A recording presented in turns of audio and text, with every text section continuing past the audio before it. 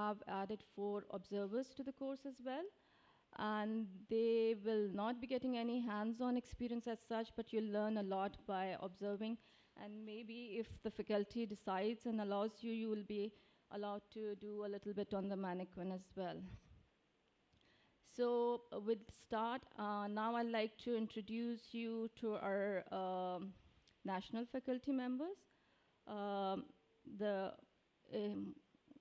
and he's one of the directors of the colonoscopy course as well, Dr. Saad Khalid Niaz. He's a renowned gastroenterologist of the country, a person who is devoted to teaching and training in the country, and his services have been acknowledged internationally and nationally as well. We are very lucky to have him with us. He's an honorary consultant, and he's director of endoscopy at Surgical Unit 4. I'll now request him to please come and give you a brief overview of the course.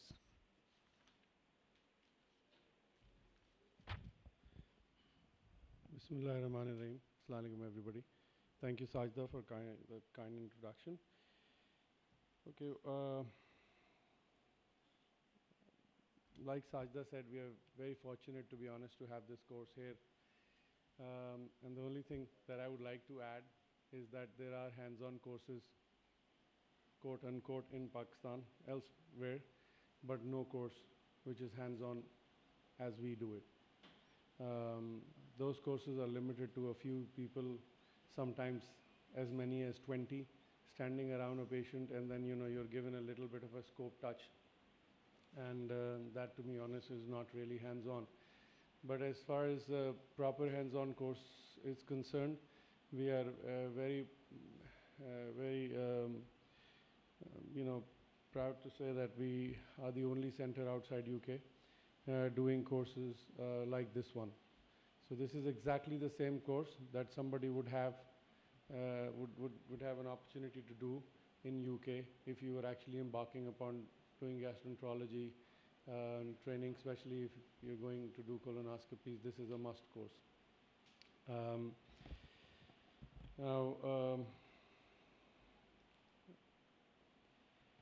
What we've done before is that UK, you generally have people who are just starting their fellowship or their training in gastroenterology when or surgery, I think, if you get onto these courses.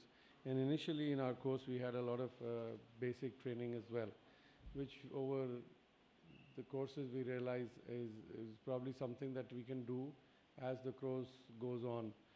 So we've taken out things like indications and sedation and consent, so that's something that we will be discussing during the course while the cases are being done. And of course, complications and their management is important, as you can see in your thing. What we generally do is we like to know a little bit more about about those who are attending the course. So I would just want you to tell me a few things. One, where are you from? How many colonoscopies have you done yourself, under supervision or by yourself?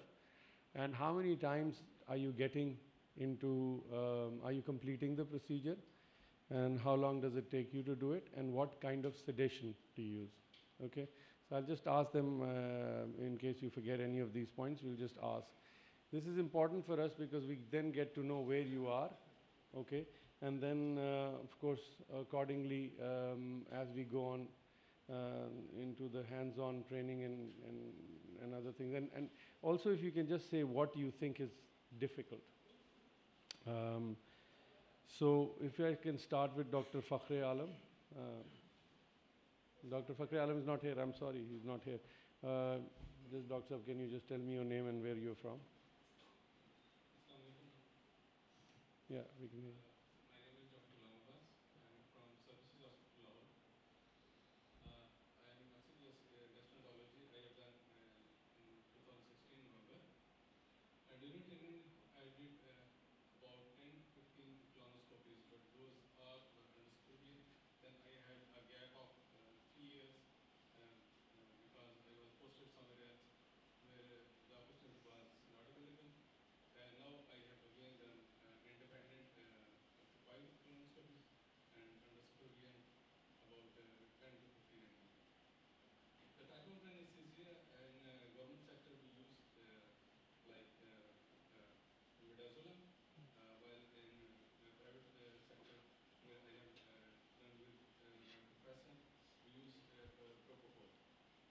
Okay. What dose of midazolam do you use on average? For induction purpose, about 2.5 milligram. Then again we use So what would be the maximum dose of midazolam you would use? I mean, would you go up to comfortably? 5 milligram. 5 milligram. Okay. Would that be? Do you have an age thing that that worries you when you're using midazolam, or when you're using 5 milligrams? Does it is age a consideration? Do you worry about age? It depends if someone has any kind of comorbidity, then you And if I can ask, what kind of monitoring do you do with this? You just saturation? we used to monitor the with the pulse oximeter Okay. and the vital. And how many times have you completed your colonoscopies? It seems like you've done probably about 30, 35, including supervision and yourself. So how many times are you comfortably reaching the cecum? 3 times recently. 3 times. Yes. Okay, good. Um, so we've covered sedation. Is there anything I'm missing? No. Okay. The reason why we're asking you is that we'll give you a feedback on what is generally acceptable or accepted elsewhere, and what is it that we should aim for, so that it's not to say that you're doing something incorrectly or something that you shouldn't be doing. It's just that what are the international norms. So we like to know where you start from, and then we'll tell you what we do. I'm here for improvements. Hmm? And I'm here to improve myself. Okay, that's excellent. Which bit of colonoscopy you found most difficult? The persons, those we are suspecting have the irritable bowel syndromes. Okay, so you find those patients difficult, but in terms of procedure, is there anything that is I particularly? feel difficulties at sigmoid, Okay, passing so left colon. splenic flexure. Next, please. Whoever is the hands-on. Assalamu alaikum. My name is Dr. Khalid Hussain from University Hospital, Hyderabad. Hyderabad. I observed a lot of colonoscopies, more than 20 days, and started more than 100, but completed 2 or 3 till up to terminating it. Okay, and up to cecum. Up to 10 to 15. Okay, but you've done about 100, of which you've Started almost Yeah. 100, but you've reached. So what happens when you don't reach? Is your supervisor takes over and then reaches the cecum, or is that mostly supervisor, takes over and then reaches the cecum? Okay, and what sedation do you use, doctor? nalbuphine and Nalbuphine and midazolam. midazolam. And what doses do you use? We diluted nalbuphine in 10 cc distilled water. We give 2 to 3 cc, 2 to 3 milligram. Starting, and 2 cc Tamiflu. Then we go, as patient feel uncomfortable, we give. So maximum dose is what? Where do you draw the line? Maximum was 10 milligram nalbuphine and 5 milligram Tamiflu. That's and if you're not able to do it, then that's it. Then you shift the patient to something else, or you go above that? No. So if you can't do it with 5 and 10, you don't go above No, that. no. Excellent. And you monitor. Saturation and Okay. blood pressure and pulse. Okay. And what do you find difficult in colonoscopy? First of all, rectosigmoid junction. After crossing, I mostly stuck at hepatic and splenic flexure. Hepatic and splenic flexion. Okay. And your center does a lot of colonoscopy. Yes. How many people are doing colonoscopy? Our faculty members are 5 faculty members. 5. Is this where Amir is? Dr. Amir? Dr. Amir Gori, Professor Ali Akbar Siddiqui. Achha, and Ali Akbar. Siddiqui. Ali Akbar is a professor. Okay. And how many trainees do you have? So 8. 8 fellows. Yes. Good. Who's next? Hands on. Hiram is. Iram, I know about your unit, but Iram is from Surgical 4, so she's from our own unit. Assalamu alaikum, sir. I have done 158 colonoscopies, and my cecal intubation rate is 50%. Okay. And I feel difficulty in crossing sphenic flexure and mostly hepatic flexure. Up till now, I'm unable to go up to terminal ileum. Okay. Have you tried or you've not been able to go? I tried, but I wasn't able. Okay. The blame for that should literally come straight to me. Because I'm almost never available for colonoscopy in this unit except for courses. Okay. The sedation, that I'm not going to ask her because I just wanted to get the baseline from others, and then I'll tell you what we do so that some of the questions will be answered. Assalamu alaikum. My name is Dr. Farooq Mohyuddin Chaudhary. I'm from Multan, Nishtar Hospital. I graduated from Nishtar in 2012 and went to US for my USMLE, and then I completed my MRCP. I am a second year gastroenterology resident in Nishtar nowadays. I've done about 16 lower GI endoscopies, and about I think 8 of them were sigmoidal, and the other 8 were full colonoscopies. My cecal intubation rate is about, I think I was only able to intubate cecum just once out of the 8. Okay. So I think it was mostly luck. So, So what do you think cecal intubation rate should be? What is it that should be really acceptable? Well, my supervisor's cecal intubation rate is about more than 95%. So I think I would like to achieve that. Okay, and what sedation do you use? We usually use nalbuphine, 10 milligram, and we usually monitor the patient by pulse oximetry. And you use midazolam as well? Sometimes, But mostly it's but just mostly it's nalbuphine. Yes, 10 milligrams. 10 so milligrams. the patient is given 10 milligrams every one. No, we usually first dilute it 5 milligram initially, and then later on again 5. So you start with 5 milligrams. Yeah, then? we start with 5. Okay. And I've got difficulties, in maneuvering mostly the angles, especially the sigmoid, the hepatic and the splenic flexures as well.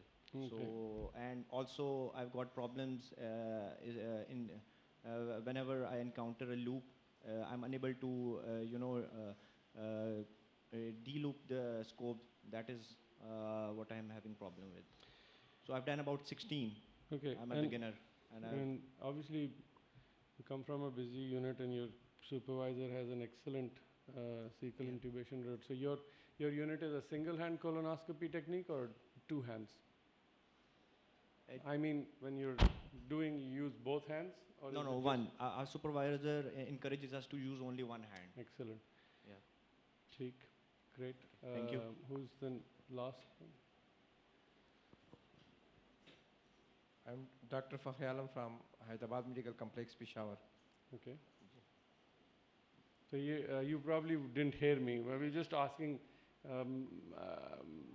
just tell us how many colonoscopies approximately does your unit do in a year? We usually do nearly 15 to 20 per day. 15 to 20 per Per day, day, ji. every day? Every day. Bloody hell, that's a lot. And how many have you done yourself? Nearly 30 to 40 30, 40. per And they were all supervised. GA supervised. Yes, sir. How many times were you able to complete the colonoscopy yourself? It is the 30 which I have done up to cecum. How many times? Up to which I have completed up to cecum, sir. How many? 30, sir. So you've done 30? I'm regularly doing it. So you've done 30 now up to cecum, under ji. supervision, and Yeah, you've gone to all of them cecum. Cecum, ji. Well, I've done a lot, but there up to approximately 30 up to done to cecum. How many have you done in total? That's what I asked. Total, I'm doing on routine basis up to 2-3 cases per day. Okay. So, and what sedation do you use? We don't give any sedation, ji. No sedation No at all. sedation yet. Okay. And do the patients find it comfortable when you're doing it, especially the women? Most of the time. And you're okay with doing the women as well without sedation Yes, sir. completely? Yes, sir. Okay. And you monitor them with, do you monitor them at all because you're not using sedation? Yes, sir. It's oximetry and No, only pulse oximeter. pulse oximetry. Oximeter. Okay. Do you find, I mean, you're reaching you're reaching cecum in significant number of cases that you do. Ji. What do you find difficult in colonoscopy? Is there any issues? Most of the time I stuck in the hepatic flexure and problem with making looping and I can't go Looping beyond. is an issue. Yes. Okay. Who's your, who are your supervisors there in Hayatabad? Dr. Ijaz Mohammad Khan, Professor Dr. Ijaz Mohammad Khan. Ijaz Ahmad Khan and who Yes. else? Dr. Khalid Hamid. Khalid Hamid. Yes. So Ijaz and Khalid both are in Hayatabad? Yes. Okay, okay. Theek.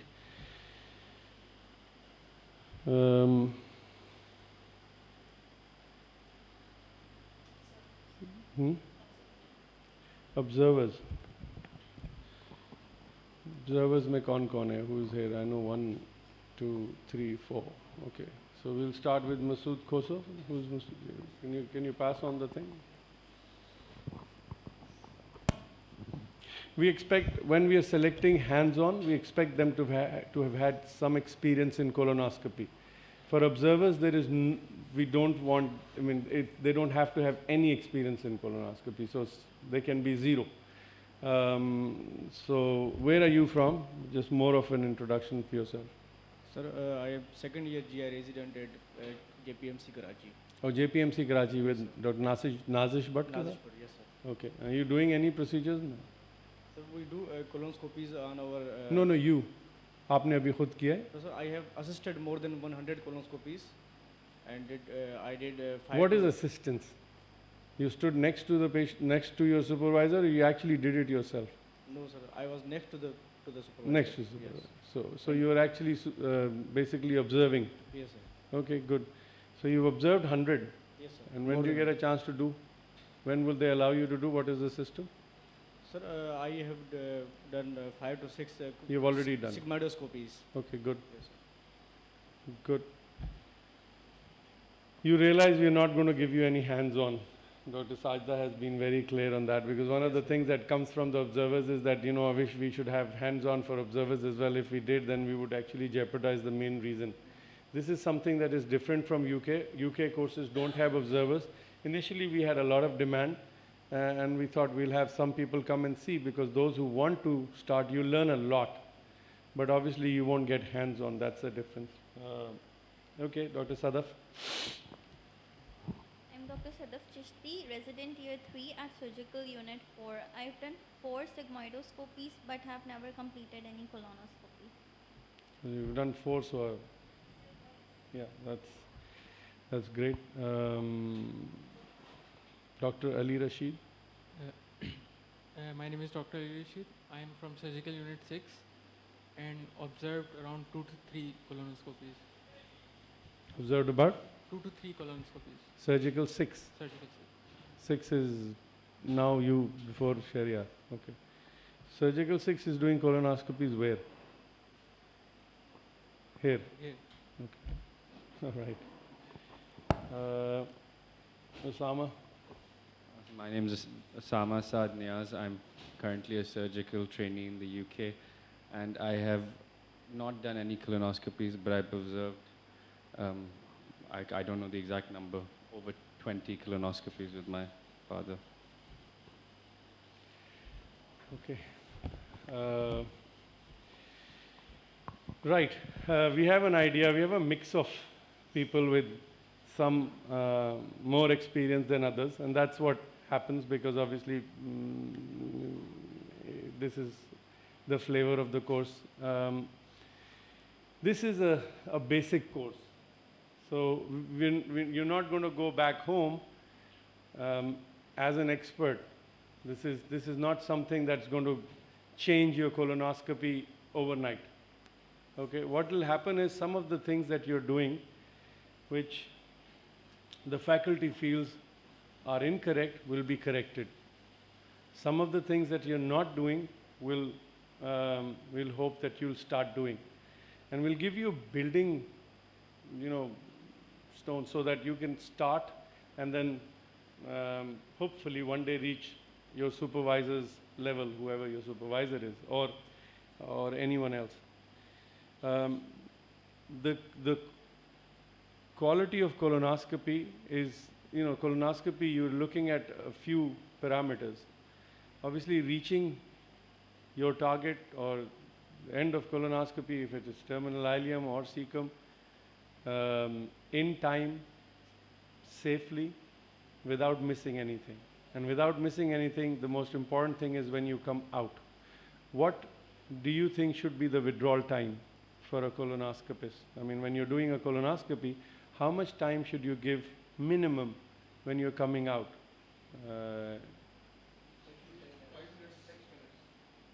5 minutes is actually low. 6 minutes is the minimum, but they say 8 to 9 minutes is what is really ideal, but 6 is the lowest.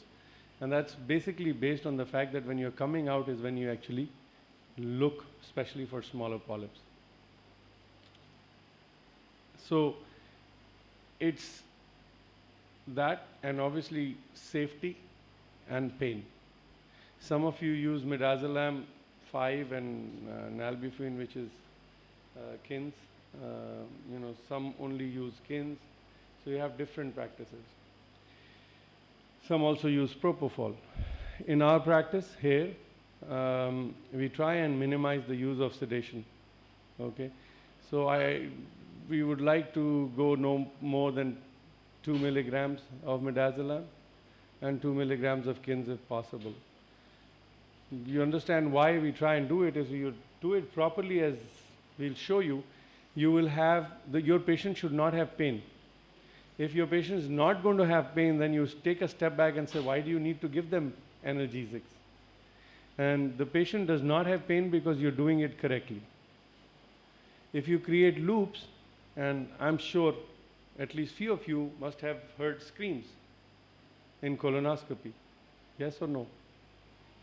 Some of you might have heard patients screaming with pain, right? That shouldn't happen. If you do it properly, it shouldn't happen. Once in a while, when you're trying to pass a certain bend, you can have patient, experience pain. But that again should be once in a while. What the faculty here is going to try and do is show you also how you can minimize pain and improve on loop handling. This is what we want to do. So those are the basic concepts we want to give you. And when you go back and you keep practicing, that's how over a period of time, you will hopefully reach the level that we would want you to, and of course you would want to as well. So we'll have very limited talk, and then what we do is we go on to the concepts of loops. And I can tell you that you will probably not get such concepts neither in the books nor otherwise. So please try and focus and understand, because this will really, really improve your concepts and of course your colonoscopy. We'll then follow, as Sajda said, go on to the mannequin. The mannequin is different from the real patient. The idea is not completing colonoscopy in the mannequin, because I get, the candidates get frustrated that I can't. It's not about that. It's about learning the concepts. And the best use of mannequin is once you've learned some of the concepts that would be taught here. When you go into the hands-on patients, you come back. When you're doing that, you try and see what was it that you were not doing correctly. You come back and try and undo that, or try and practice that on the mannequin. Okay? The mannequin is available. We have 2 things going on at the same time, in fact 3. The hands-on will be doing colonoscopy, which will be directly, one of the colonoscopies would be transmitted directly with the audio connection. So you can actually sit and observe how he's being taught and what he's doing and what they're trying to explain. And at the same time, the mannequin will also be available for those who want to practice on that. This is how the course will go on for the next almost 3 days. Okay? Is there anything else that I have to say? Without any further delay, we'll just go straight to complications and their management. Is that right? Yeah. Okay, so you can take over. Before we start formally, I have an announcement to make. We have a course dinner planned tonight at barbecue tonight, 8:30. All right, so all the participants are please requested to attend. And now we'll start. I'd like to invite Dr. Waqar Ahmed. Dr. Waqar is a consultant gastroenterologist at North Manchester General Hospital, UK. He is one of our trainers for the ERCP courses as well. So welcome, Dr. Waqar, and we'll let you start now. Thank you very much for your kind introduction. Just waiting for एक minute 1A कर दें. हाँ, just waiting.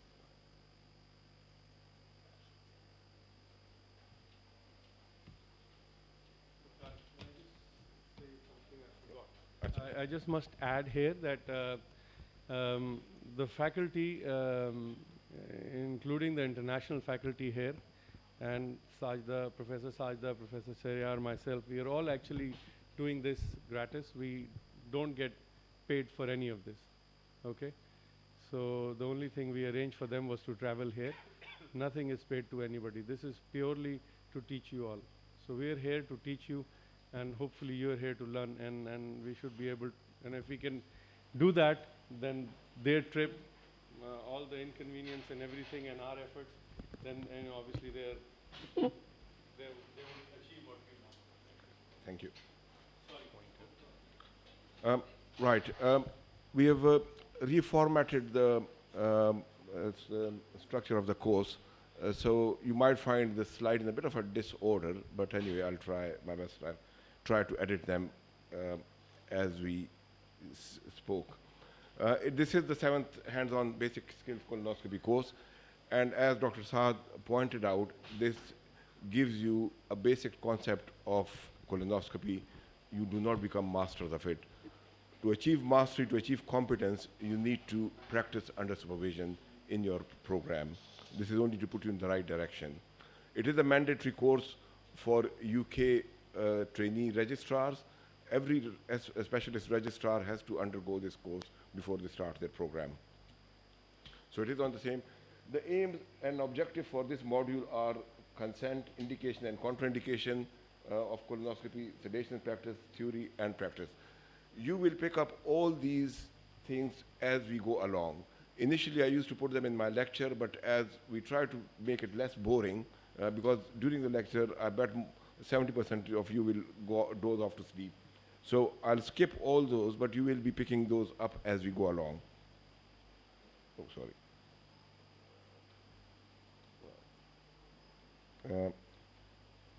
Still struggling. Right, okay. Basically, we'll go straight to the complications of colonoscopy. Like any practical procedure, colonoscopy has got its own set of complications. And one has to be conscious of that before starting the procedure and in the consent process, because your patient should be aware of what they are letting themselves in for. So whilst you are consenting them for a procedure like colonoscopy, you are obliged to tell them the incidence of possible complications are the well-recognized complications and what incidence they have. I mean, they can ask you, doctor, can I die from this procedure? The answer is yes, possible, but you have to give them an incidence and rough idea of how frequent death is. Normally, when you are carrying out consent further, we do not use death as one of the complications. But if they ask you a direct question, then you are obliged to answer that. And the death possibility, just overall statistics, is about 1 in 5,000 in colonoscopy. I mean, if you can quote different series, people have, but those are usually patients who have got other comorbid factors. So doing a colonoscopy, a diagnostic procedure in a young, healthy patient with no comorbids, death is almost unknown. So you have to be really, really crude, rough, or unlucky to cause it. Perforation is a very well recognized complication, and its incidence depends on your skill levels, on the comorbid factors, and what procedure you are carrying out. Again, perforation is highly unlikely in a diagnostic colonoscopy in a healthy patient. It is usually the result of a therapeutic procedure or other coexisting comorbid factors in the colon, like diverticular disease or acute severe colitis, conditions in which one has to be careful. The incidence of colon perforation in a diagnostic procedure is about 1 in 1,000. And it depends, varies a bit from various series that have reported it. But 1 in 1,000 is a safe figure that you can use. For a therapeutic procedure, the incidence, because if you only select therapeutic procedures in your data, then it is different, it is much higher. Can be up to 1 in 500, or even for big polyps and EMRs, it can be as high as 1 in 250 cases. So that is, again, a complication that, and your patient have to be made aware of that because they know what they are letting themselves in for. Significant hemorrhage. Now, hemorrhage is, again, well-recognized complication of any endoscopic procedure, colonoscopy included. It again depends on what you do during your procedure. It is highly unlikely, again, in a diagnostic procedure, even if you take diagnostic biopsies in a patient who is on oral or intravenous anticoagulant or subcutaneous low molecular weight heparin, very unlikely to get hemorrhage from a diagnostic biopsy. So if you are carrying out a colonoscopy on a patient who is on anticoagulants, biopsies are not contraindicated. Hemorrhage is highly unlikely in those situations. Hemorrhage only occurs if you carry out a therapeutic procedure, like polypectomies, EMR, which again is a form of polypectomy, or dilatation of the colon for any reason, or stent insertion. So those are possible risks associated with it. The risk increase if the patients are on anticoagulants. And there's a protocol for the use of anticoagulants during the procedure. So if you are contemplating a therapeutic procedure, then your patients must stop their anticoagulants according to the recommendations. Certain antiplatelet agents would increase your risk of complications.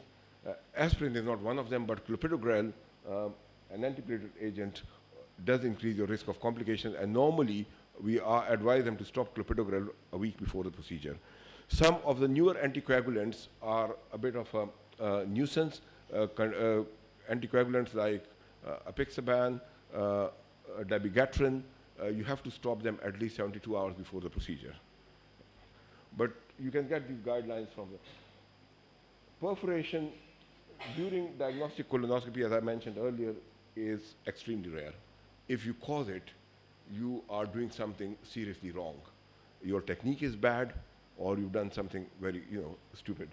So it shouldn't happen. In a therapeutic procedure, it is possible, and it's a well-recognized complication. But again, we always, whenever we carry out any procedure, the first thing is try and do no harm.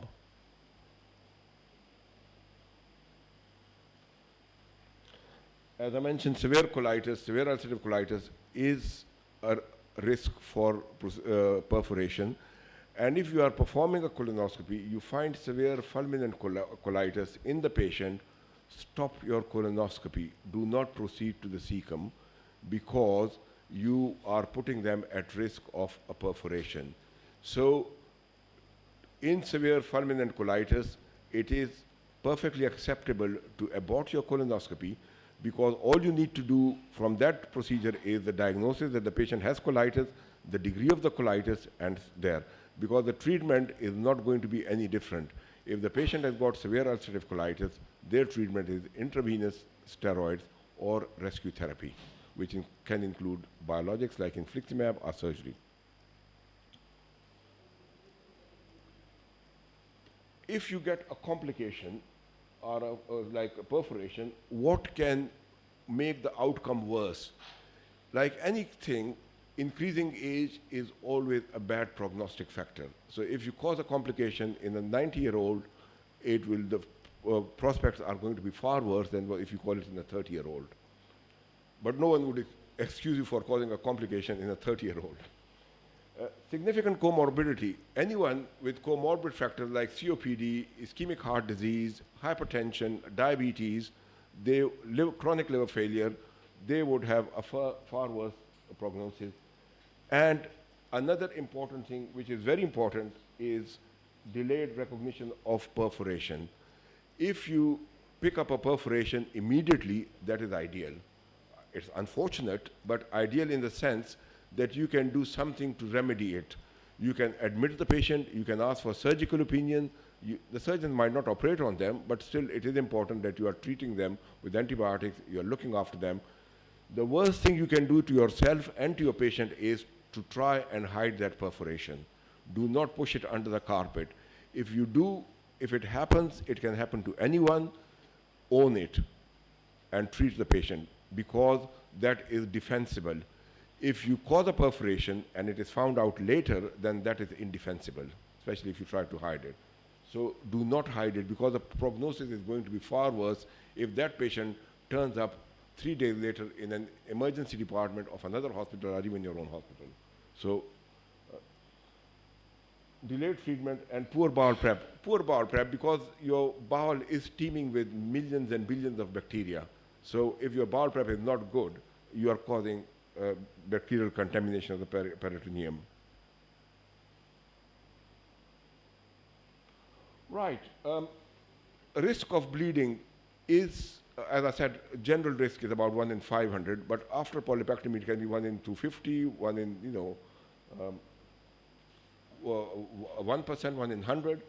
So for a major polypectomy, it is relatively high, and we are all aware of that. And when you carry out a procedure like polypectomy, especially if you are removing a big polyp, number one, you should be aware whether you are up to doing it. Like if you are a featherweight boxer, you don't go out and fight with a heavyweight boxer because he'll knock you out. So box within your weight. Do not box above your weight. So if you are only capable of doing diagnostic colonoscopies, leave polypectomies to your senior colleagues. Secondly, you should have facilities for hemostasis available to you, whether it is in the form of gold probe, heater probe, hemoclips, hemospray, whatever, you should have them available with you during the procedure. You shouldn't have people running around looking for things, at the time of bleeding, because your window of opportunity is very small. So if you are fortunate, you will see the bleeding straight away, which is fine. I mean, it can't happen to anyone. We've all had experience of bleeding, and as long as you can see it, you can stop it. The problem is if there is delayed hemorrhage, because that is a well-recognized complication of any procedure, whether it's polypectomy or sphincterotomy in ERCPs. The patient is fine, nothing happens, goes home, a week or a few days later, he comes with a massive hemorrhage. And that is well recognized. It is, you should warn the patient about it as well. So,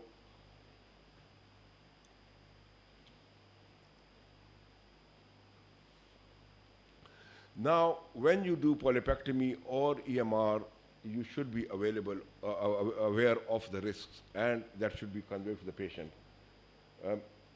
As I mentioned earlier, you should be prepared. You should only do it if you are able to do it, if you've done it before. Not that you've seen a video of it and try and do it yourself. That shouldn't happen. Right. Complications of colonoscopy, because colonoscopy is not just doing the procedure. Colonoscopy also involves giving them bowel prep. And bowel prep has got its own list of complications, especially if the patient is frail, is elderly, has difficulty rushing to the toilet, has poor mobility, and if they've got renal impairment. If they have compromised renal function, some of your bowel prep, especially the phosphate-based products, can be hazardous. They can cause hyperphosphatemia, they can cause massive electrolyte imbalance and renal shutdown. So in cases where you know that the patient has got impaired renal function, it is best to use some of the other bowel preparation, which like clean prep or movie prep, the macro goals. Because in our unit we routinely use movie prep, but some units use Picolax, in which case they would change over to the renal friendly Picolax, the renal friendly movie prep or clean prep. Right, so you can see. Again, even in the best of hands, a colonoscopist's ability is determined by his adenoma detection rate. The minimal requirement is about 10 to 20%, I think, is people who are good, their adenoma detection rate is above 40%. We all operate around that level, right? So whenever you do, if you do 100 colonoscopies, in 40 of them, you would detect a polyp of some sort. The better your adenoma detection rate is, the better your skills. That's why when Dr. Saad Niaz said, how long does it take you to take the colon out from the cecum? If you take it out in 2 minutes, you'll miss most of your polyps. If you spend at least 6 minutes or 12 minutes, some people say, you would pick up all those small flat polyps which a normal person would miss. Even in expert hands, the incidence of missing significant pathology, including colon cancer, is 5%. And your patient should be made aware of this in their consent, that there is a possibility we might miss things. So if you've done a colonoscopy, it is perfectly normal, but the patient still has problem with rectal bleeding or change in bowel habits, they should have another procedure carried out because there's still a possibility of missing pathology, right? Preventing complications. First of all, always assess the patient beforehand. Look for comorbid factors, whether, especially elderly patients with significant CVS respiratory problems, malignant disease, have got a higher procedural mortality, and conditions like fulminant colitis, previous history of radiotherapy, they have higher risk of procedure. Especially if patient, common scenario is patient who have had radiation for prostate cancer, come in with rectal bleeding, they have post-radiation colitis, and we do APC in those patients. Those patients try not to do retroflexion in the rectum. Do not do retroflexion in the rectum in patients with severe colitis, because those are the cases where you will cause a perf. Women who have undergone any hysterectomy, those are the worst for colonoscopy. They make the colonoscopy more difficult for you due to adhesion and tethering, or for that matter, any previous abdominal procedure would make it more difficult. People who have had bowel resection, right hemicolectomy, sigmoid colectomy, you would think it would be a piece of cake because the colon is much shorter. But mark my words, those are the most difficult colons because the colon has been manipulated, it is not in its natural position, and those colonoscopies are going to be difficult. So don't think that if he's had unless he's had a total colectomy, then it's no problem. But most of these segmental colectomies are difficult. Again, other factors that you would look for, which would increase your risk of complications or make the complication worse, are bleeding disorders. Patient, if they are on anticoagulants, the anticoagulation should be stopped depending on the condition. Allergy to sedatives, diverticular disease. Again, if the patient has extensive diverticular disease, the risk is that you might mistake the diverticulum for a lumen and go through it.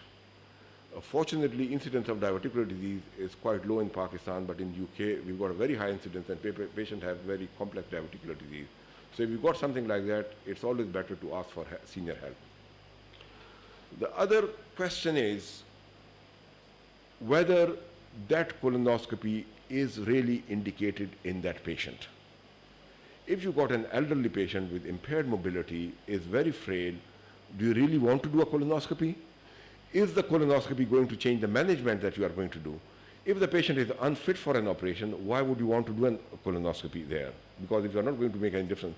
Or can something less invasive be done. And nowadays, especially with CT colonography, you can do a CT colonography. It will not only assess the colon for you, but will also assess other organs outside the colon for you. So that's the good escape route. So always question yourself before you do anything. I'll stop here. Thank you.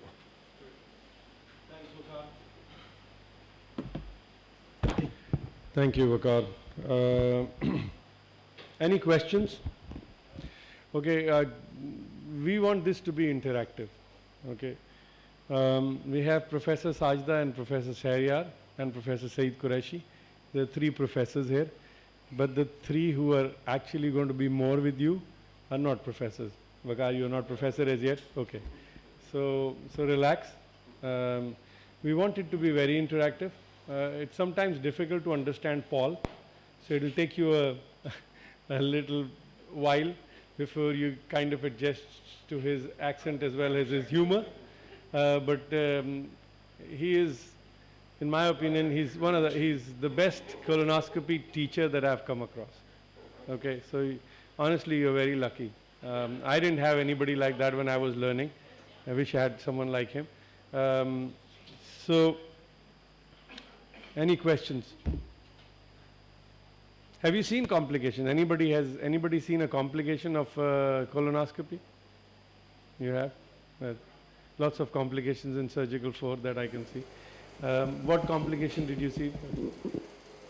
I saw one of my seniors going through diverticulum. Okay. Yeah, and then what did you, was it managed conservatively, picked up straight away? Yeah, it was picked up straight away. My supervisor was telling. You saw the peritoneum and it resulted in perforation, and we had to admit the patient, and he got operated on later that evening. You got we saw just one perforation.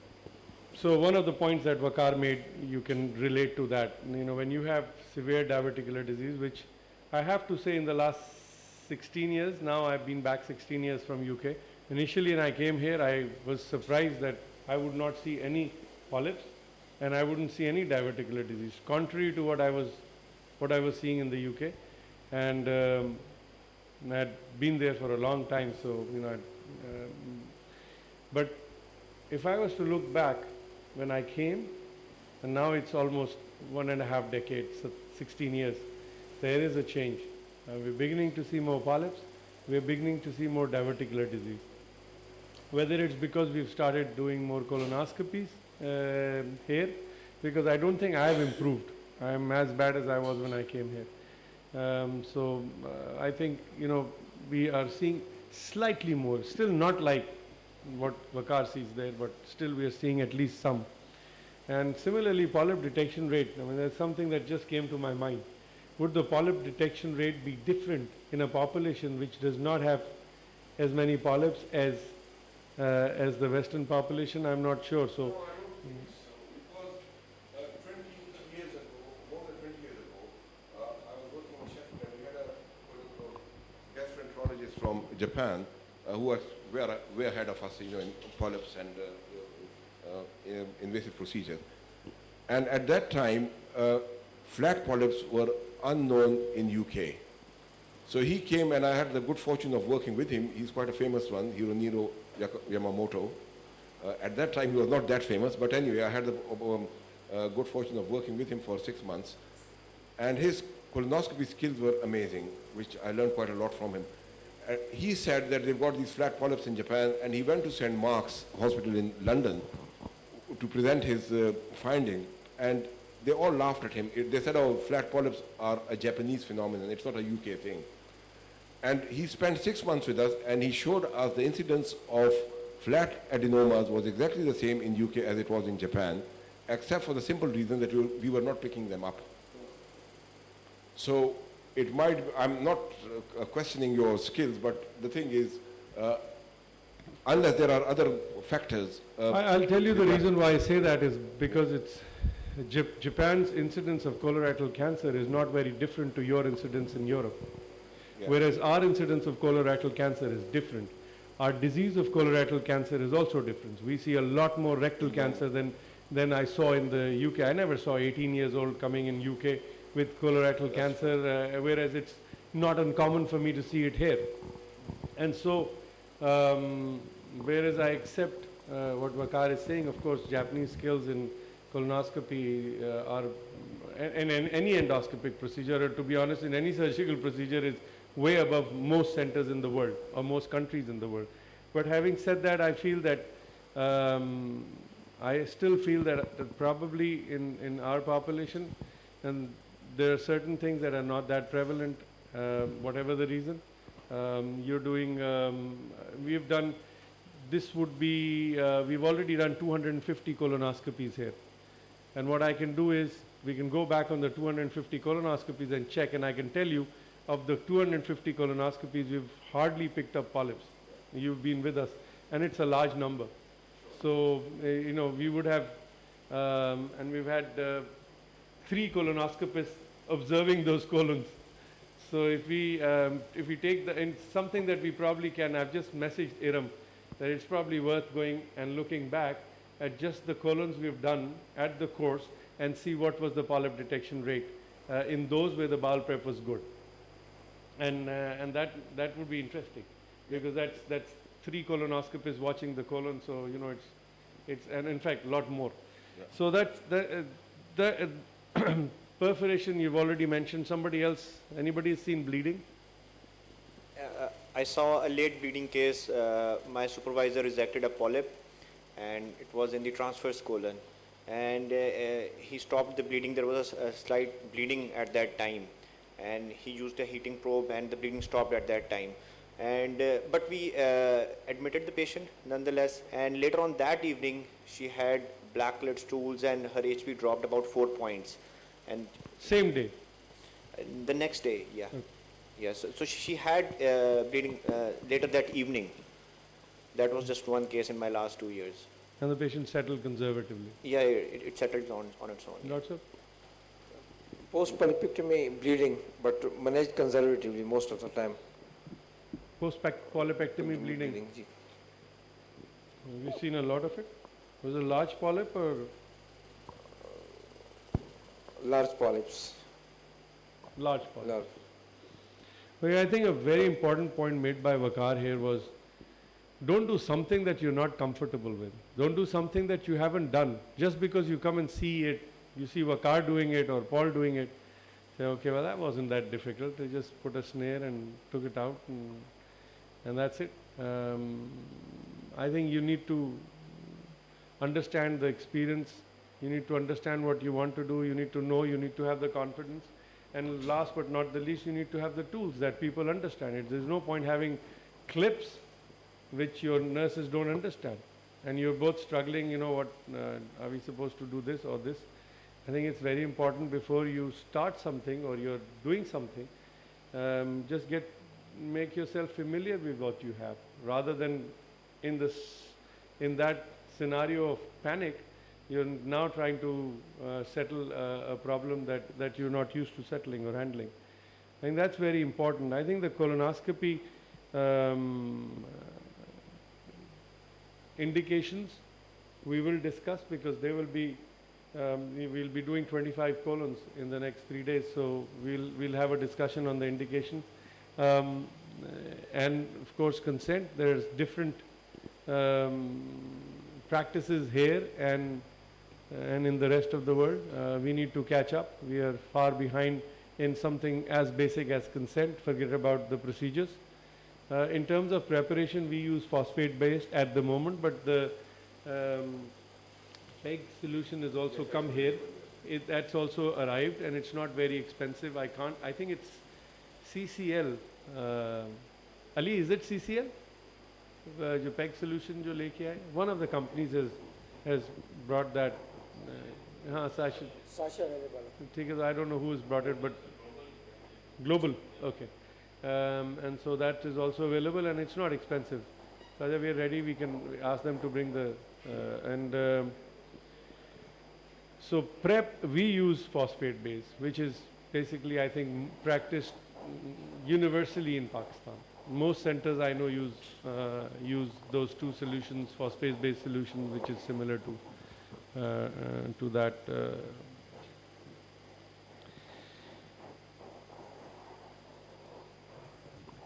So now I was just telling Paul, it's good to have you. We've done already 250 colons in the course. Taking out the extremely poor bowel prep, which happens at least once or twice in the course, and that's why we have more than 25, so we replace them with the others. But and where we found strictures, few, hardly. I think in terms of reaching cecum here, I can't remember when we did not reach cecum. So it's almost 100%. Okay. In terms of sedation, we use 1 milligram of midazolam and 1 milligram of nalbuphine or KINS, and go up occasionally. My only slight apprehension is when I'm dealing with female patients, where I like them to be sedated, because it's not something that, especially if they're younger, all patients who are children must, in my opinion, be done under anesthesia of whatever sort the anesthetist recommends. So it's not my headache, it's their choice whether they use ketamine, propofol or whatever. I mean, that's not my problem, they should do. So if you're going to do kids who are less than 18 years, I think it's advisable to do them under propofol, especially if they're girls. You don't want them to have the memory of what is being done to them, especially in a society that's our society. I don't know. I mean, here I don't have a cut-off age. So if you say 18, if you're saying 18, I actually then would say there's mature 18s who you could say, and there's not so mature 21, 22s, especially in the females. So I would actually be more inclined to give them. Yeah. No, I just gave you a figure, but I mean, this is not something that's, it's an arbitrary number. So, I mean, you know, you need to evaluate the patient. Some 18, like Paul said, would be very nervous, especially there, or 20, 21 girls who are very nervous. And I think it's sensible to think about other options. One thing that we keep pointing out is that propofol-based colonoscopy is more dangerous, or anesthesia. Colonoscopy done under anesthesia is more dangerous than colonoscopy done under sedation. Anybody? Why? Why do you think colonoscopy under anesthesia should be more dangerous? Not because of anesthesia, take that out. The risk of anesthesia is out. Just the colonoscopic procedure. Complication rate will be high. Why? Because the sensation of the pain will alert. So the reason why you stop and you say, hang on a minute, I'm doing something incorrectly here, I'm maybe forming a loop, patient is getting uncomfortable, is gone. So you get the freedom of going in. If you're especially not careful, you'll keep creating a big loop, and obviously that's one of the reasons why you would perforate in diagnostic colonoscopy. So if you're going to do propofol-based colonoscopies, you need to be aware of it and you need to be more careful. Propofol or anesthesia. When I say propofol, I mean anesthesia. Okay. I think the thing to remember is that the complication spectrum is different if you do it under anesthesia. It's not just perforation, it is tearing of the sigmoid mesocolon. You literally use so much force that it tears and that can cause a massive internal hemorrhage. So always beware. We were going to do.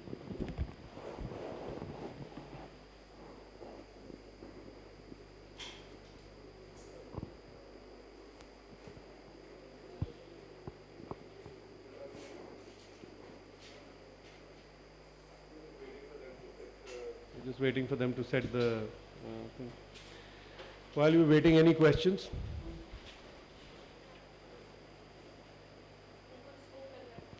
You know, we have this thing that in the first session, everybody is very quiet. Because you don't know what to ask and whether, you know, sometimes you learn the most by asking the most silly thing. Okay, so no question is silly, and when we go somewhere to learn, we should ask whatever we want to.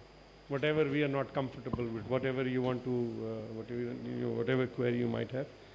But we have noticed in the first session there's very little interaction, and then gradually you all get comfortable and start asking. With the concepts being demonstrated here, while Paul is listening to me, barely, when he speaks, it's sometimes, as I mentioned, is a little difficult, and his sense of humor is good. So you just need to be, if you don't understand something, just ask and he will repeat. There is no point standing there, not understanding and not asking. Usually I am around here and I will explain, but if I'm out doing something else, then you must ask. Okay? One of the faculty is always around. Okay? In terms of experience, Paul updated me that he's just reached the magic figure of 72,000. Yeah? 72,000 colonoscopies. I need to take another life. I need to come back next time to just to do colons and go reach that figure.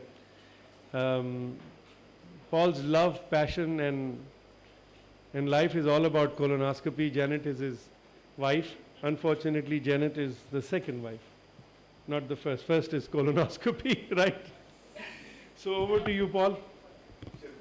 All the hands-on can come.